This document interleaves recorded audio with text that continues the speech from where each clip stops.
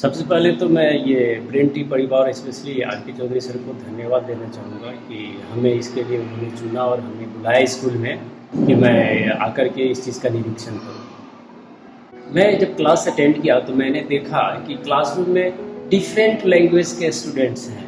कोई हिंदी भाषी है, कोई बंगाली लैंग्वेज से बिलोंग करते हैं, कुछ स्टूडेंट्स आसामी लैंग्वेज से बिलोंग करते हैं। लेकिन डिम्पल पासवान मैडम ने क्लास को इस तरह से ऑर्गेनाइज किया और इतना उसको कहानी के रूप में फ्रेंडली माहौल में स्टूडेंट को समझाया कि सारे स्टूडेंट का ध्यान मैडम के क्लास जो टॉपिक था विपरीत शब्द है ना, उसको स्टूडेंट लोगों को हमने देखा कि कितने ध्यान से उसको सुन रहे थे और ऐसा लग ही नहीं रहा था कि मैं हिंदी का क्लास आसाम में अटेंड कर रहा हूँ। स्टूडेंट काफ़ी रुचि थे स्टूडेंट का और मैडम के एक एक सवाल का जवाब दे रहे थे।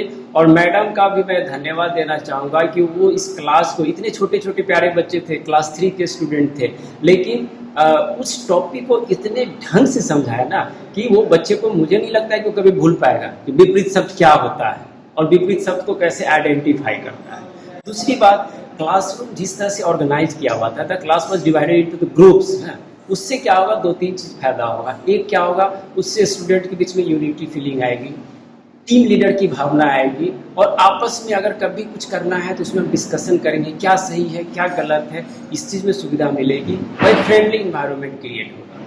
यहाँ अगर ये पता चला कि वो जो सिटिंग है स्टाइल है वो रोटेशन होते रहता है, तो उससे क्या होगा कि जो वीकर स्टूडेंट है उसको भी मौका मिलेगा। खासतौर पर डिम्पल मैम को मैंने देखा कि जो वीकर स्टूडेंट पे खास फोकस कर रही थी, क्लैपिंग करा रही थी हर छोटे बड़े क्वेश्चन का। तो उससे क्या हुआ, उससे फायदा क्या हो रहा था, जो स्टूडेंट नहीं बोलना चाह रहे थे उससे भी वो इनकरेज हो रहा था।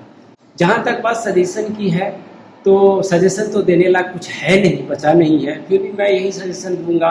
क्लास में कभी कभी बच्चों को बोले, जैसे इंग्लिश की क्लास चल रही है तो बीच में किसी स्टूडेंट से एक स्पेलिंग पूछ लिया, तो उससे क्या होगा, बच्चों में ये भावना है कि नहीं हमें स्पेलिंग पे ध्यान देना है।